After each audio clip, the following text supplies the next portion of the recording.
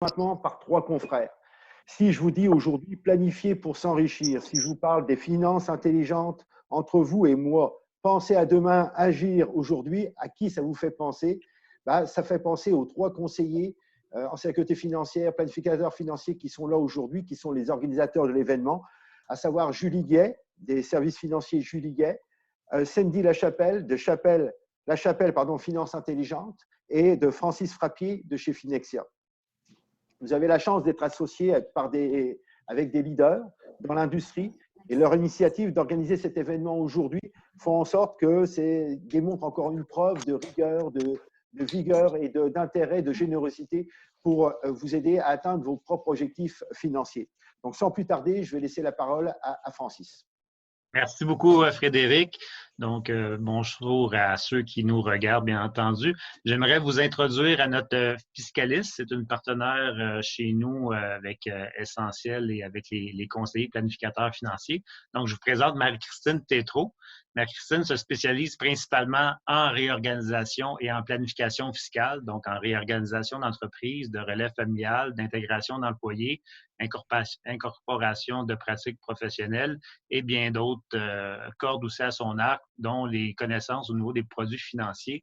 Donc, ce qui est beaucoup rare ou beaucoup plus rare pour un ou une fiscaliste de se spécialiser dans cette branche-là de ces produits un petit peu plus complexes. Elle est également membre des comptables professionnels agréés depuis 2005. Elle est impliquée auprès des entrepreneurs depuis 2003 et détentrice de la maîtrise en fiscalité. De plus, Marie-Christine agit régulièrement à titre de conférencière dans nos conférences à nous, bien entendu, mais également auprès de sa clientèle, de l'Association de planification financière et fiscale, du barreau de cabinet comptable, de planificateurs financiers et de MBA. Donc, sans plus tarder, Marie-Christine, je te laisse la parole. Merci beaucoup. Bon.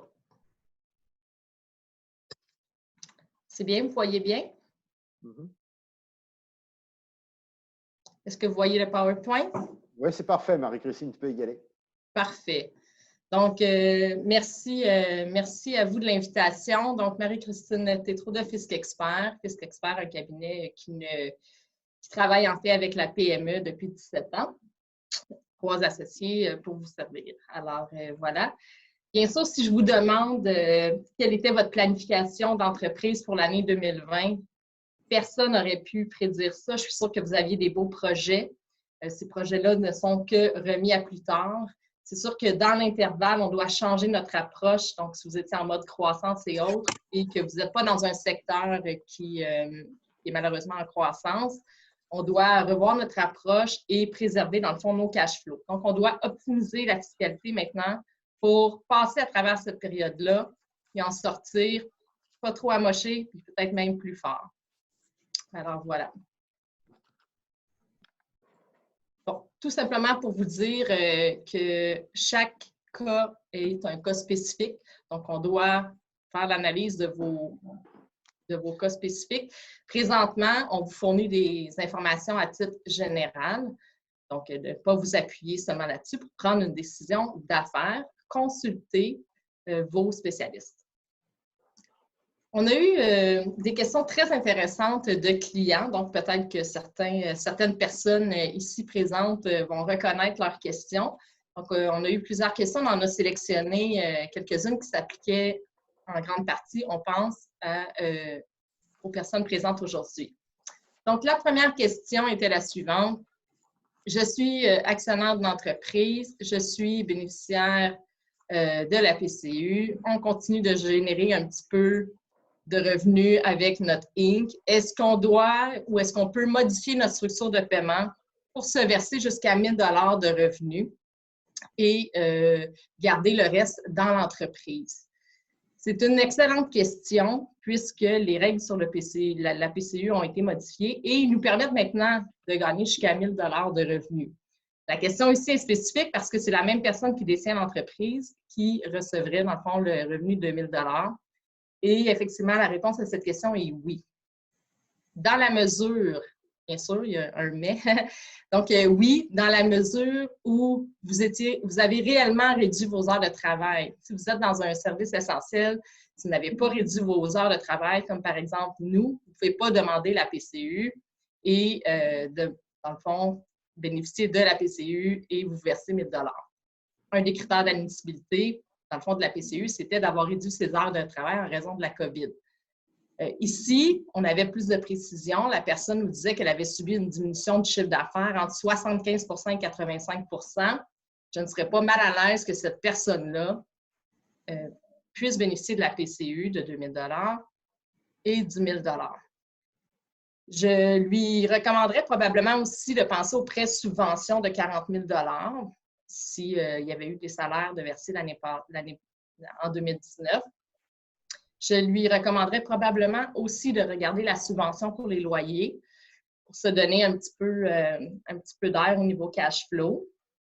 Alors, c'est probablement ce que je lui recommanderais. Voilà. Question 2. Question 2. Une personne n'avait pas versé de salaire l'année passée ou était travailleur autonome et me demande confirmation qu'elle ne peut bénéficier du 40 000 $. Malheureusement, effectivement, les travailleurs autonomes, même s'ils faisaient 100 000 $ l'année passée, mais n'avaient pas d'employés ou avaient des employés pour moins de 20 000 $, ou si ce même actionnaire n'avait pas d'employés et se versait lui-même des dividendes l'année passée, il n'y a pas de possibilité d'aller chercher le 40 000 $ jusqu'à maintenant. Donc, ce sont les grands oubliés de cette mesure. Peut-être vous dire qu'ils n'ont quand même pas voulu laisser tomber les entreprises. Il y a des soutiens pour les petites et moyennes entreprises qui n'ont pas eu accès aux mesures de soutien actuelles qui sont offertes pour la COVID. Et ce soutien-là se fait par l'intermédiaire des agences de développement régional comme la MRC. Ils offrent des prêts sur 3 ans avec un sursis de paiement de 3 mois à 3 %. Ce qui peut être intéressant si jamais vous avez vraiment besoin de ça pour passer à travers la crise. Juste savoir qu'il y a des prêts qui ne sont pas à 12 %. Là, donc, quand même, il y a des stratégies autres qu'on peut bénéficier pour aller chercher un prêt. Toutefois, il ne sera pas sans intérêt pendant 12 mois et il sera remboursable à 100 %. Il n'y aura pas de partie subventionnée. La question 3. C'est une entreprise qui continue de bien aller, que la personne continue à travailler, n'a demandé aucune prestation de quelque mesure que ce soit pour le COVID. Et elle se demande, est-ce que j'ai oublié quelque chose? Est-ce que je devrais savoir plus d'informations? Il me manquait certains faits, à savoir, elle continue à travailler, mais est-ce qu'elle a subi une diminution de revenus ou a réduit ses heures de travail? Est-ce qu'elle avait versé des salaires en 2019 pour pouvoir peut-être demander une subvention salariale sur ses prochains salaires? Il me manquait quand même un petit peu d'informations, mais dans la mesure où le chiffre d'affaires n'a pas diminué, qu'elle n'a pas réduit ses heures de travail, qu'elle a continué et qu'elle n'avait pas d'employés, en fait, effectivement, cette entreprise-là ne pourra pas bénéficier là, de mesures autres. Peut-être les formations. Donc, probablement que je lui suggérerais de voir au niveau du programme qui s'appelle le PACME, donc au niveau des formations qui sont subventionnées. Si peut-être, si tout va bien, elle continue à travailler si elle ne veut pas en profiter pour se former, en fond, de façon subventionnée. Question 4. Cette question est très intéressante. Je détiens mon immeuble personnellement ou dans un holding et je la loue à ma société opérante. Est-ce que je peux bénéficier du programme pour les loyers commerciaux? Je vais commencer par cette question-là. On ira à la prochaine ensuite. Le rappel des conditions. On doit être un propriétaire d'immeuble commercial. Donc, ce n'est pas pour les immeubles à revenus résidentiels. Hypothéqué. Donc, par contre, le fédéral travaille à trouver un autre mécanisme pour les immeubles qui ne sont plus hypothéqués, en fait. Donc, on n'a pas de précision jusqu'à maintenant. Là, en date d'hier, il n'y avait rien de nouveau de sortie. Au moins un des locataires doit être une PME et on doit payer, dans le fond, maximum 50 000 $ de loyer par locataire. Et le locataire doit avoir diminué ses revenus d'au moins 70 %. Les clauses vont être les mêmes que celles pour la subvention salariale, c'est-à-dire basées sur les mois civils de l'année dernière ou sur la moyenne des revenus de janvier et février. Je pense que les clauses, peut-être juste vous avertir là, il y a beaucoup d'informations sur les chiffres, sur la façon de calculer. Ici, ce qu'on essaie de vous donner, c'est un petit peu, en pratique, ce qui va arriver dans votre entreprise. Donc, si, par ailleurs, mon locataire, même si je suis locataire dans une de mes sociétés opérantes et que mon holding détient mon immeuble, jusqu'à maintenant, il n'y a pas beaucoup de précision, mais vous rencontrez les critères d'admissibilité. Donc, si l'immeuble est hypothéqué et qu'un des locataires est une PME, il ne semble pas y avoir de lien de dépendance inclus dans cette analyse-là, pour l'instant. Donc, on va suivre les développements là-dessus. Toutefois, et c'était ce qui était ressorti dans la première conférence de presse, il disait, bien, ça ne devrait pas s'appliquer aux immeubles de propriétaires occupants, détenus par un propriétaire occupant, mais effectivement, quand on lit les conditions, on doit avoir au moins un locataire. Donc, on ne peut pas se louer à nous-mêmes dans la même société. Et une des conditions doit être d'avoir du revenu de location. Donc, effectivement, quand on détient l'immeuble à même l'opérant, ce n'est pas un bon point. Côté planification ici, je vous dirais que de détenir l'immeuble à même la société opérante pourrait être discuté et discutable. Alors, peut-être côté planification, on pourrait en parler un peu plus. Voilà. Question intéressante également. L'entreprise est en croissance l'année dernière et je ne sais pas si j'ai droit au programme de subvention salariale à cause du point de comparaison. Pour établir s'il y a eu une baisse de revenus, donc un des points pour avoir droit à la subvention salariale, c'est d'avoir une baisse de revenus. Cette baisse de revenus-là doit se calculer ou peut se calculer selon deux approches. Celle sur les mois civils de l'année dernière, donc on compare le mois de mars 2019 avec le mois de mars 2020. On fait la même chose en avril 2019 avec avril 2020 et mai 2019 avec mai 2020, où on regarde la nouvelle approche, où est-ce qu'on va faire la moyenne des revenus de janvier et février et on va les comparer avec les mois de mars, avril et mai respectivement. Donc, pour une entreprise qui est en croissance, la première chose que j'aurais à dire, c'est probablement que ce serait une bonne chose de regarder les deux approches. Ce que je vous demanderais, si la subvention n'est pas encore faite, ce que je vous suggérerais, c'est de ne pas demander tout de suite, d'attendre vos chiffres du mois d'avril. On est présentement le 8 aujourd'hui, donc probablement que vos chiffres du mois d'avril vont sortir bientôt. Je ferai le calcul pour les mois de mars et avril, donc je regarderai selon les deux approches et même selon l'approche de la comptabilité de caisse et de la comptabilité d'exercice. Et une fois que vous allez être qualifié pour mars et avril, vous allez vous qualifier pour mai. C'est intéressant.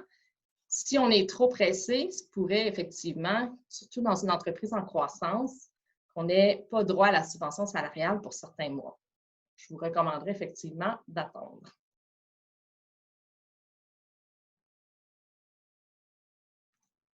Est-ce que je peux garder mes employés au travail, mais les mettre à temps partiel et quand même avoir droit aux subventions salariales? Il y a eu beaucoup de discussions de 5 à 7 là-dessus. La réponse n'est jamais très noire ou blanche, donc ça dépend. La réponse est oui, sous certaines conditions.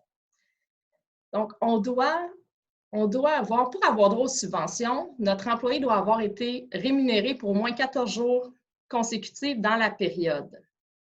Les périodes dont il est question, ce sont les mêmes périodes que pour le calcul de la PCU ou que de la subvention, c'est-à-dire du 15 mars au 11 avril, ça c'est ma période 1. Du 12 avril au 9 mai, c'est ma période 2.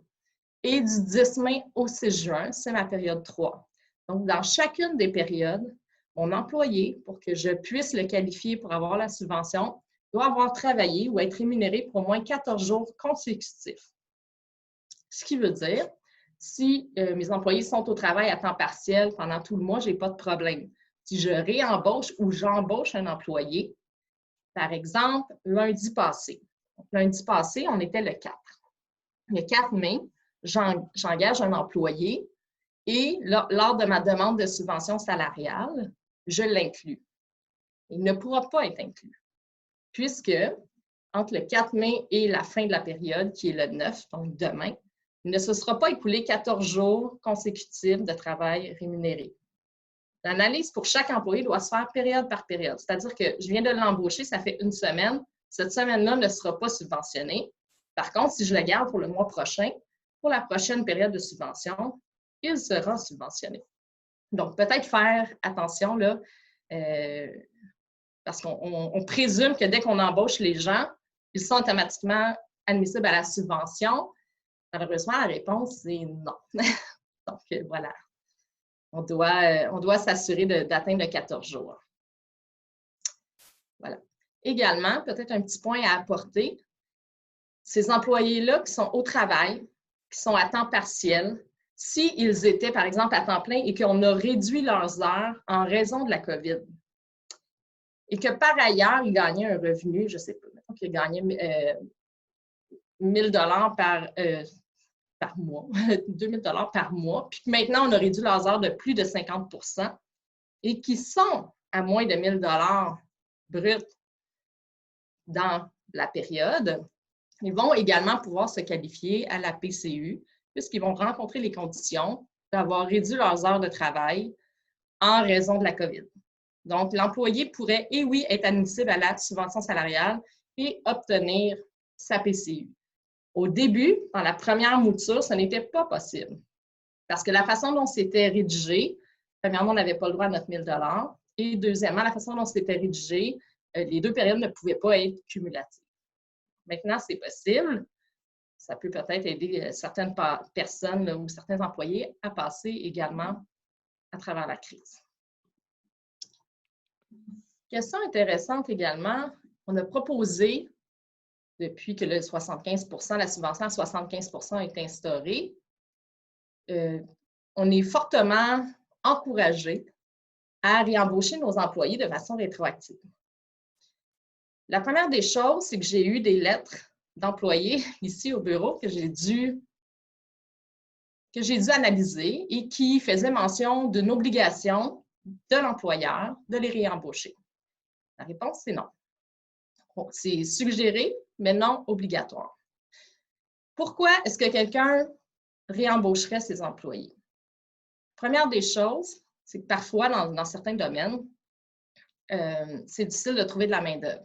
Donc, si on est capable de les réembaucher et que leur salaire est plus de 2 000 $, donc plus élevé que la PCU, ils pourraient apprécier, dans le fond, l'effort que vous faites.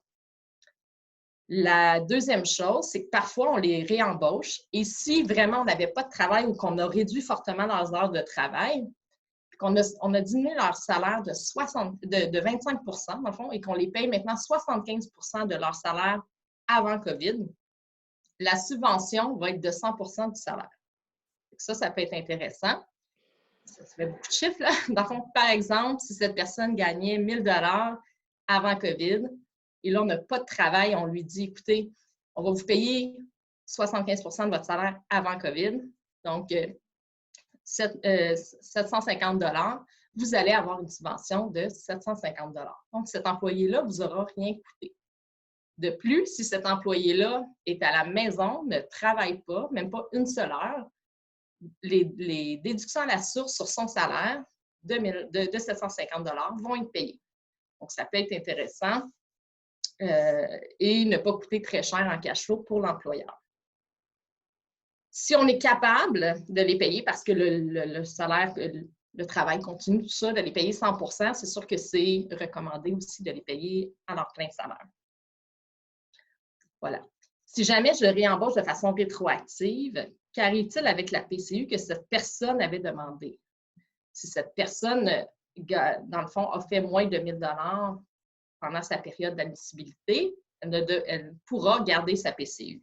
Si par contre, ça excède le 1 000 $, elle devra la rembourser. Il y a des formulaires là, pour les envoyer. Au niveau du paiement, si aujourd'hui, le 8 mai, je décide de rembaucher de façon rétroactive tous mes employés de façon rétroactive, dans le fond, au 15 mars. Habituellement, les payes de mars les DS auraient dû être remises 15 jours après la fin du mois, si on est en remise mensuelle ou à la fin, ou 15 jours après le trimestre, si on est en remise trimestrielle. Les DAS, en fait, sont liés au moment du versement. Alors, vous ne serez pas en retard. Si vous le faites, par exemple, ici le 8 mai, vous devrez remettre les DAS en période mensuelle le 15 juin. Si vous êtes en période trimestrielle, donc pour le trimestre, le deuxième trimestre qui se termine le 30 juin, ça va être le 15 juillet. Donc, il n'y aura pas de pénalité, vous ne serez pas en retard. Les salaires rétroactifs doivent être payés et versés à vos employés avant de pouvoir faire la demande de subvention. Donc, c'est une des questions qu'ils vont vous poser quand vous allez faire la demande de subvention salariale. Tout simplement, vous assurer là, que c'est fait. Bien sûr, vous pouvez aller chercher le prêt de 40 000 pour vous aider en attendant d'avoir l'argent de la subvention. Pour la subvention salariale d'urgence, donc la subvention à 75 %, est-ce qu'elle est disponible seulement entre le 15 mars et le 6 juin? Si je réengage tous mes employés, par exemple, début juin, est-ce que cette subvention est encore accessible? La réponse, c'est non.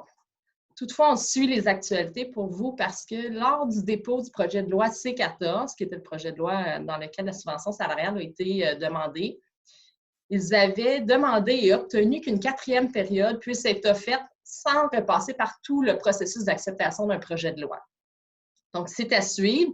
Ils avaient gardé cette porte ouverte-là parce qu'ils ne savaient pas si tout reprendrait en juin ou un peu plus tard. Donc, c'était gardé une porte pour une période supplémentaire, donc qui débuterait, si elle pouvait débuter, si elle est acceptée, le 7 juin. Donc, c'est à suivre. On ne le sait pas encore. Si vos employés reviennent au boulot et que vous les formez, donc cette enveloppe-là là, pour le PACME diminue rapidement et que vous les envoyez en formation parce que vous manquez un petit peu de travail, donc vous en profitez pour faire de la formation, vous former, que ce soit en gestion ou autre, mais je pense que ça peut être intéressant d'en profiter. Et 100% des heures où les employés seront physiquement en formation ou virtuellement en formation maintenant avec les mesures de distanciation sociale, bien, ils seront payés à 100% de leur salaire jusqu'à hauteur de 25 $ de l'heure. Puis la subvention, la formation elle-même va être payée. Donc, ça peut être une mesure intéressante si on reportait parfois les formations pour nos employés. Maintenant, on a le temps. Question 9. Dans quelle mesure l'accès à la PCU affectera-t-il nos impôts 2020? Est-ce qu'il faut prévoir une imposition plus importante? Ce qu'il faut savoir ici, c'est que oui, la prestation, elle est imposable. Vous allez être imposé selon votre taux marginal, donc votre prochain dollar. Ça ne tient pas compte, par contre, que vous allez avoir droit aux déductions telles que les frais médicaux, personnes vivant seules, frais de scolarité, enfants en charge, frais de déménagement, des frais de garde et autres.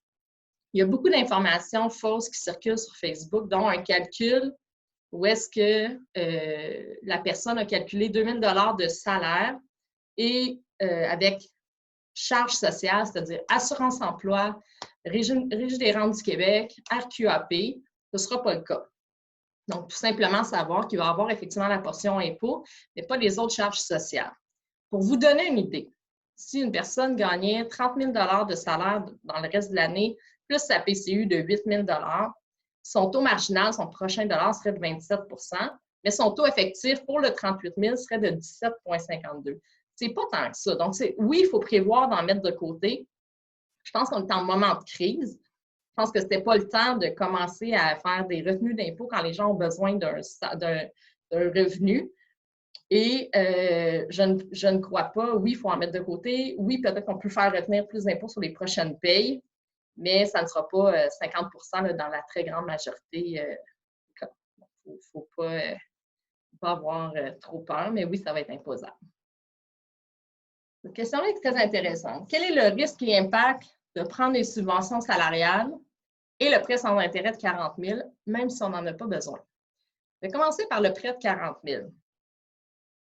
Les conditions pour le demander sont quand même simples, c'est-à-dire qu'on doit démontrer qu'on a payé entre 20 000 et 1,5 million de dollars en salaire en 2019. Et on doit rembourser le prêt dans un délai quelconque.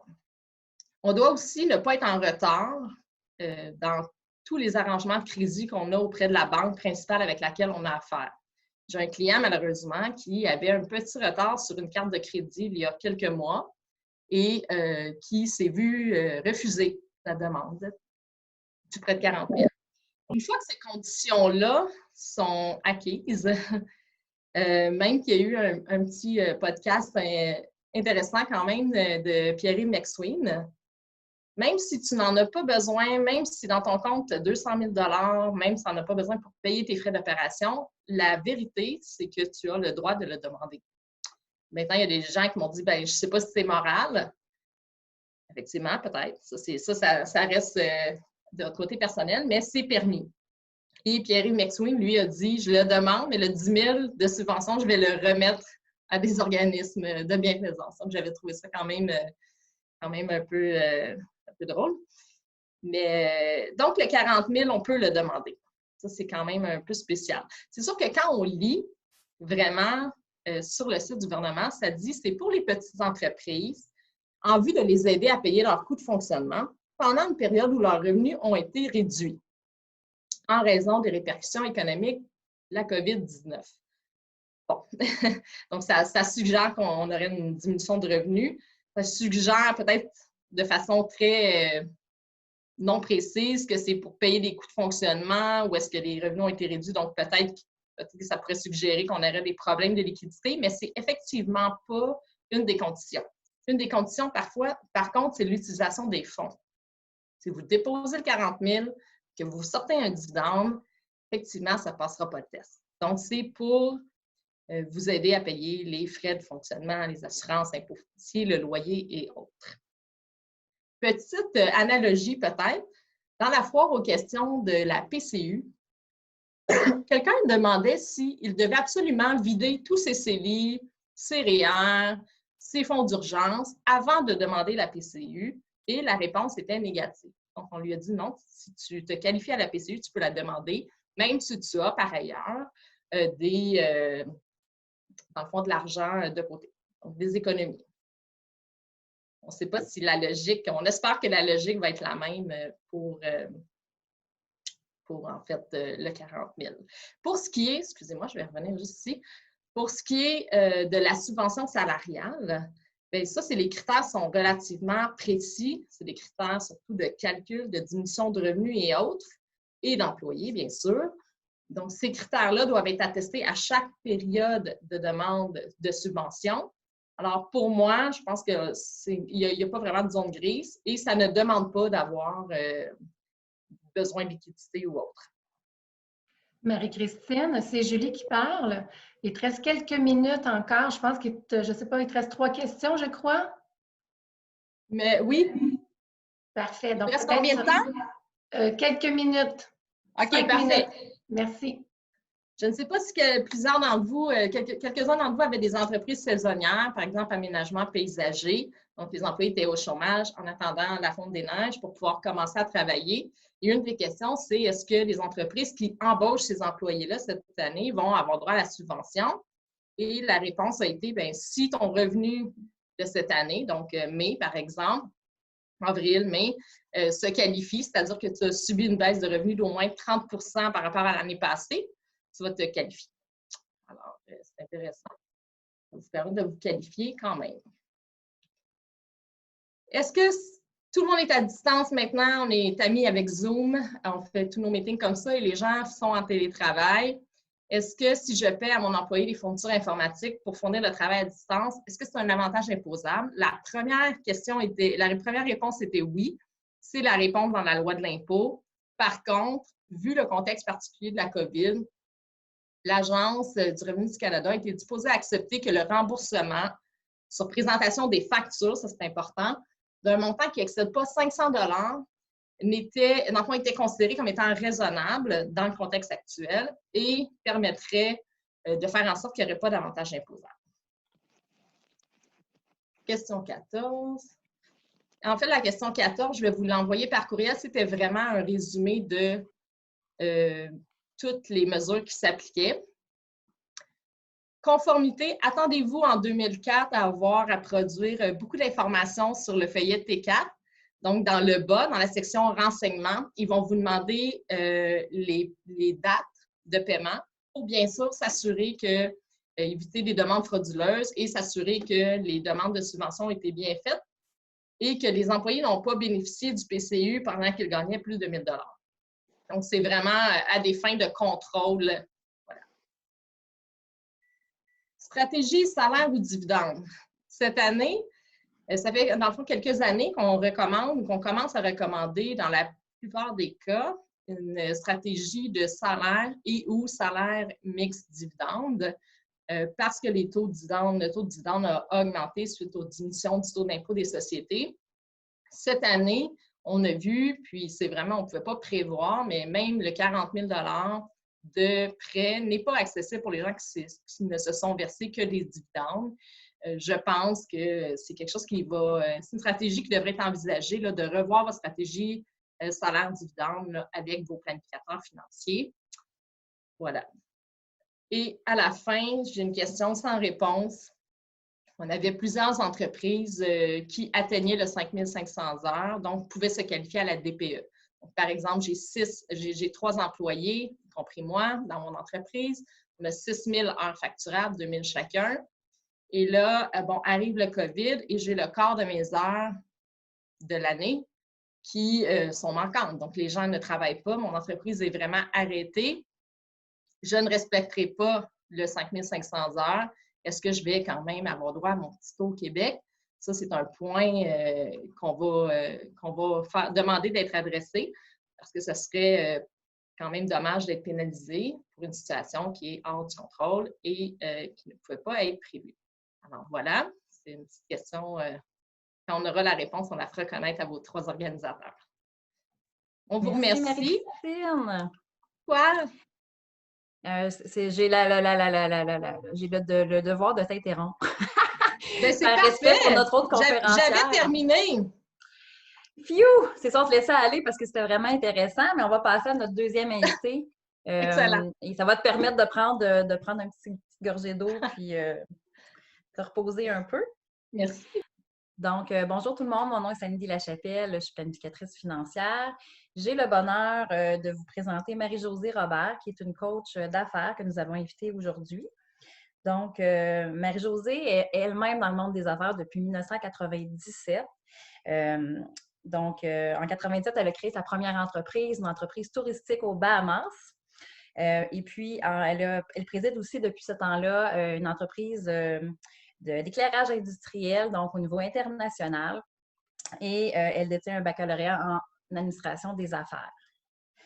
Donc, Marie-Josée fait beaucoup de conférences, de coaching, de formation auprès des chefs d'entreprise. Et je peux témoigner de ses aptitudes et du fait qu'elle est une coach d'affaires certifiée qui se démarque au point de vue du leadership, communication et de la performance. Donc, je travaille avec elle, puis je suis très heureuse qu'elle ait accepté de venir vous supporter aujourd'hui. Donc, Marie-Josée, merci d'être là, puis à toi la parole. Bien, merci de votre invitation pour ce dîner-conférence sur le thème de rebondir et saisir les opportunités. Fait que quand j'ai lu le titre, je me suis dit, regarde, je vais m'inspirer du titre pour vous présenter cette mini-conférence-là et je vais vous donner 3 distinctions pour justement pouvoir rebondir et saisir les opportunités. Puis, je trouvais intéressant le mot qui avait été choisi, rebondir, hein? Parce qu'on a l'impression qu'on peut rebondir, saisir les opportunités, mais on peut aussi rebondir puis faire du surplace. Hein? On pourrait rebondir puis pas être performant puis faire du surplace. On rebondit, mais on ne saisit pas les opportunités. Fait que je trouve que les deux sont intéressants. Ils doivent être jumelés ensemble pour être performants parce qu'on veut avancer, on veut faire un bond vers l'avant et on veut être performant. La première distinction que j'aimerais vous faire à propos de la performance, c'est que la performance, c'est à propos de faire mieux. Souvent, les gens vont associer la performance à propos de faire plus, mais la performance, c'est à propos de faire mieux. Fait qu'aujourd'hui, je vais vous donner 3 distinctions pour pouvoir rebondir et saisir les opportunités et faire mieux. Puis mon intention aujourd'hui, bien, c'est de faire une différence dans vos vies, qu'un mot, une phrase puisse faire une différence dans vos vies.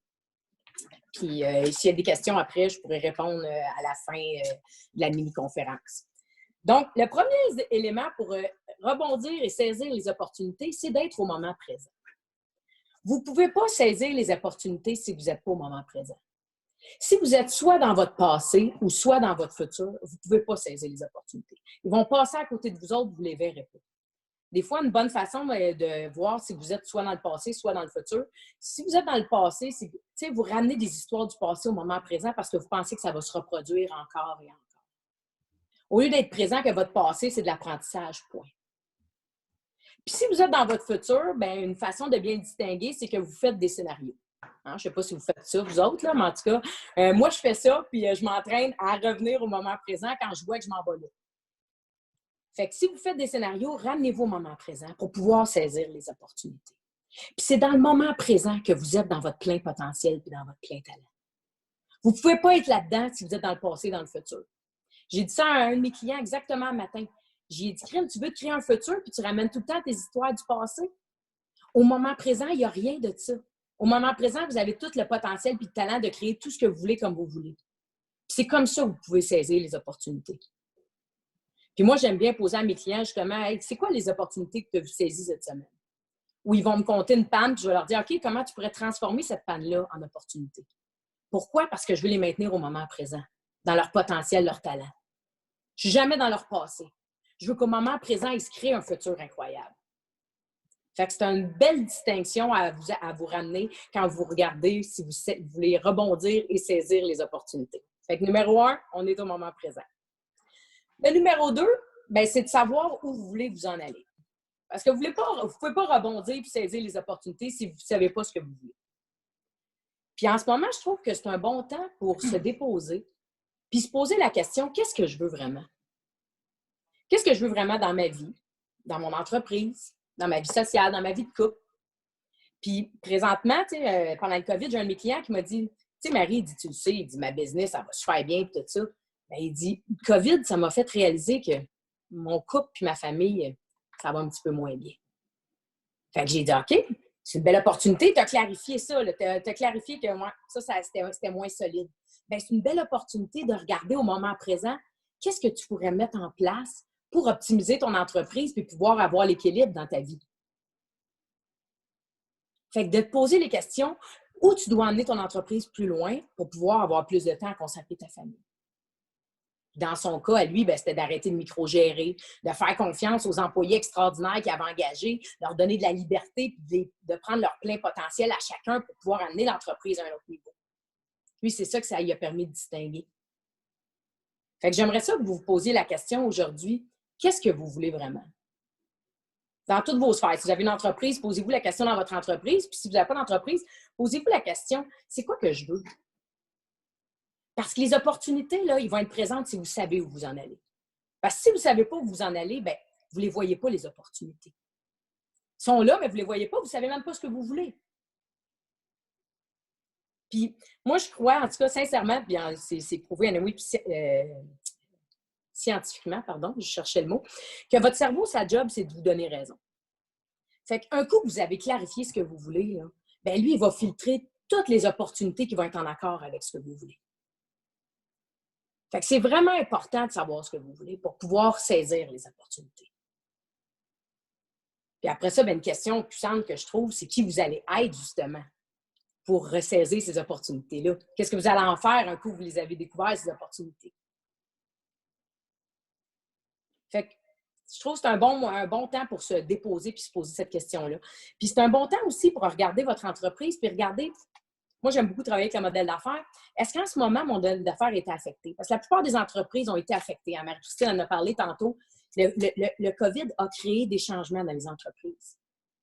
Puis c'est important de prendre ce temps-là pour vous déposer puis regarder votre modèle d'affaires puis regarder chacun de ces éléments-là puis de regarder où je dois optimiser, où je dois amener un élément de mon modèle d'affaires à un autre niveau. Par exemple, en ce moment, je vois beaucoup la relation client. Je parle beaucoup de ça avec mes clients. De dire, OK, où vous devez amener votre relation client à un autre niveau.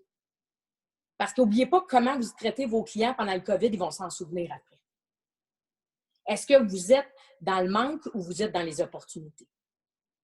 Moi, je trouve que c'est un bon temps pour regarder et dire, hey, c'est quoi? C'est une opportunité en ce moment à saisir et d'amener ma relation client à un autre niveau. Ou, c'est une belle opportunité de peut-être regarder la façon que je fais ça, les canaux que j'utilise pour communiquer avec mes clients. Regardez, en ce moment, on fait ça par Zoom. Peut-être que, je ne sais pas, les organisateurs n'auraient pas pensé de faire ça il y a 6 mois.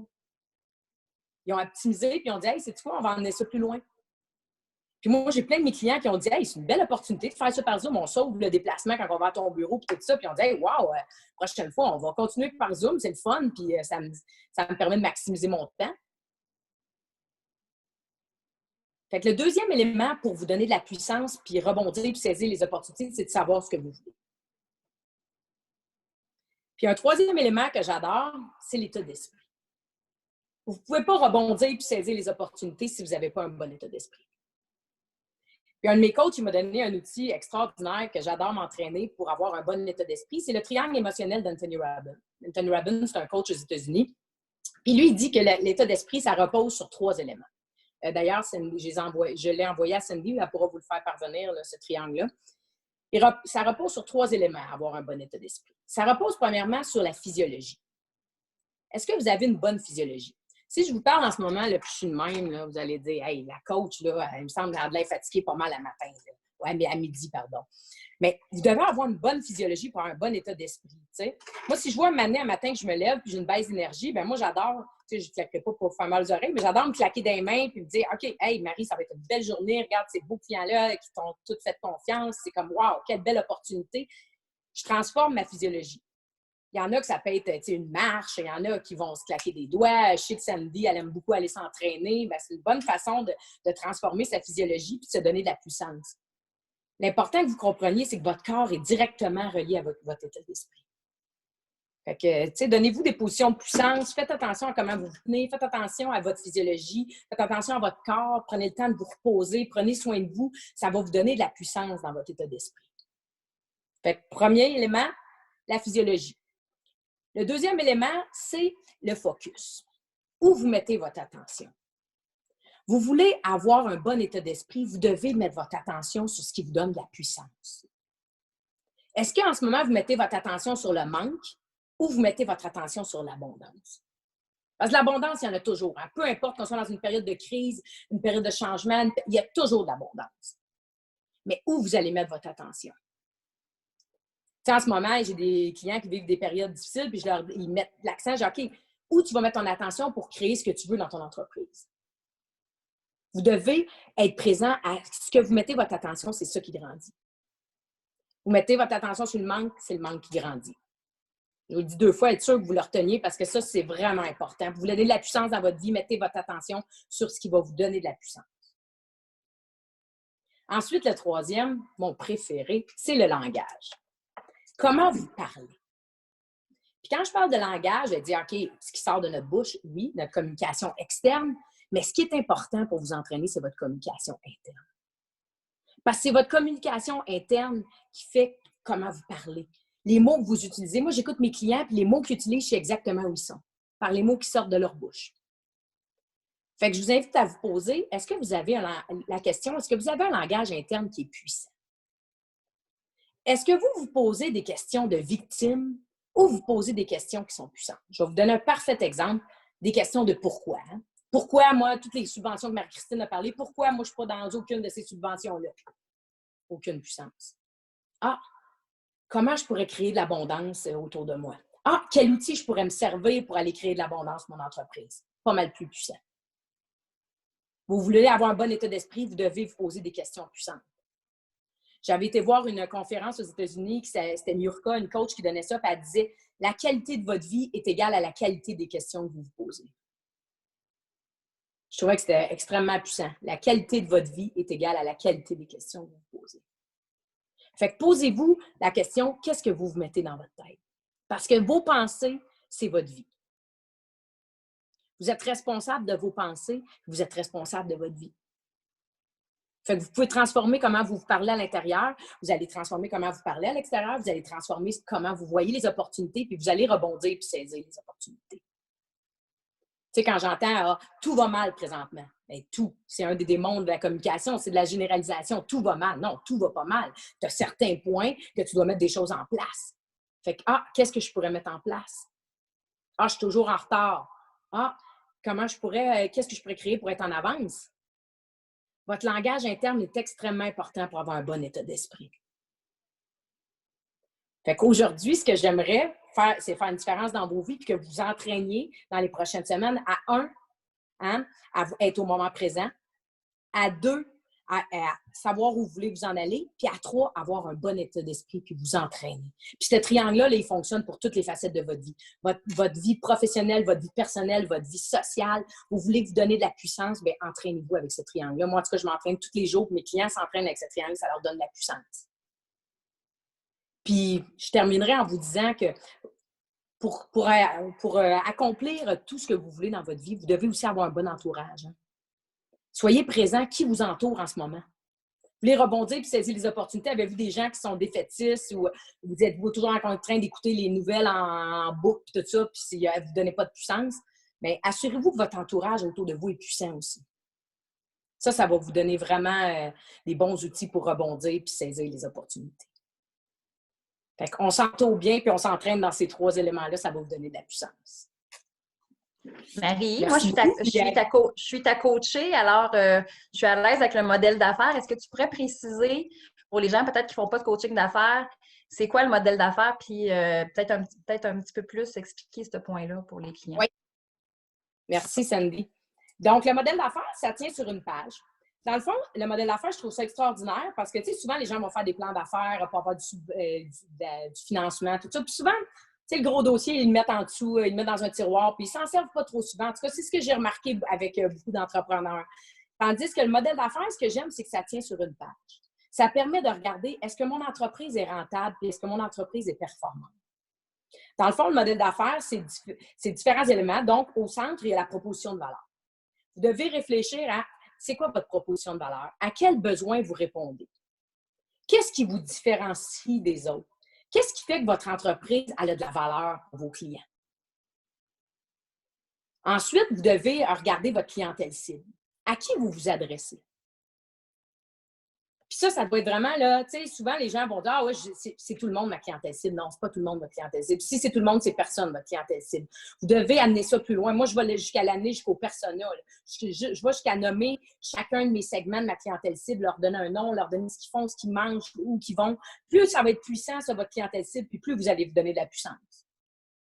Ensuite, le canal. Quel canal vous allez utiliser pour rejoindre cette clientèle cible-là? Puis, comme on a vu, hein, ça se transforme. Là, aujourd'hui, je suis persuadée que je pense que c'est Julie tantôt qui a dit que c'est la première fois que vous faisiez ça par Zoom. Bien, vous avez innové. Vous avez dit, regarde, on va utiliser un autre canal pour aller rejoindre nos clients. Ça, c'est extraordinaire. Puis ensuite, bien, on a la relation client dans le modèle d'affaires. C'est vraiment important que ça soit puissant. Comme en ce moment, là, faire le kilomètre de plus. Moi, j'aime beaucoup mettre le mot kilomètre de plus dans la relation client. Qu'est-ce que vous allez mettre en place pour créer une relation client? Pour que ça soit puissant, pour vous donner de la puissance à votre modèle d'affaires. Ensuite, les activités clés. Hein? C'est quoi vos activités clés dans votre entreprise? Ça doit être clair. Les ressources que vous avez dans votre entreprise, les ressources clés dans votre entreprise, est-ce qu'ils sont puissantes? Les partenaires clés, c'est qui les partenaires qui vous supportent à amener votre entreprise à un autre niveau? Puis ensuite, en bas, bien, la base du modèle d'affaires, la structure de revenus, la structure de coûts. Puis Dieu sait que présentement, on le voit, avec le COVID, il y en a qui avaient une structure de coûts et une structure de revenus qui n'était pas puissante. Il y en a, moi, j'ai vu des clients qui vivent au-dessus de leurs moyens. Des clients qui faisaient des gros chiffres et qui n'avaient pas beaucoup de coussins pour les. J'ai été surprise. J'ai dit, Caroline, c'est des belles entreprises, mais structure de coûts, structure de revenus, c'était so-so. Fait que là, vous avez des planificateurs financiers qui sont là pour vous supporter. Vous avez une fiscaliste Martine qui est là. Bien, servez-vous-en pour optimiser cette partie-là de votre modèle d'affaires. Vous savez, quand j'ai dit que l'entourage est important, bien, l'entourage est important pour maximiser ce modèle d'affaires-là puis vous donner de la puissance. Moi, je dis, entourez-vous des meilleurs dans chaque domaine. Moi, quelqu'un qui dit qu'il est bon dans tout, je ne ferais pas à ça. Vous devez avoir des spécialistes pour vous supporter puis avoir une belle business. Puis si vous n'avez pas d'entreprise, une belle vie aussi. Hein? Fait que, est-ce que je ne voulais pas prendre trop de temps? Là? Je sais que tu m'avais dit 1h30. Là, fait que je me suis dépêchée. Là, mais s'il y en a qui ont des questions, de toute façon, je vais être là après. Là, je vais pouvoir répondre par le chat. Puis vous pouvez m'appeler aussi, ça me fait plaisir. Un gros merci, Marie-Josée, pour cette présentation inspirante et très enrichissante là, pour les entrepreneurs en nous. Donc, je tiens également à remercier nos invités pour votre présence et on espère sincèrement que les conférencières vous auront outillé justement pour mieux rebondir et saisir les opportunités. Évidemment, on vous souhaite à tous plein de belles réussites et une attitude positive là, pour la suite des choses. Je pense que c'est important. notre état d'esprit. Hein, Marie-Josée le disait tout à l'heure. Donc, n'hésitez pas à communiquer également avec votre conseiller pour aller justement plus loin dans votre réflexion stratégique. Vous êtes également invité à nous transmettre vos commentaires, vos appréciations sur le webinaire d'aujourd'hui par courriel et pourquoi pas aussi peut-être nous donner vos suggestions pour un webinaire futur. Ce serait également très apprécié.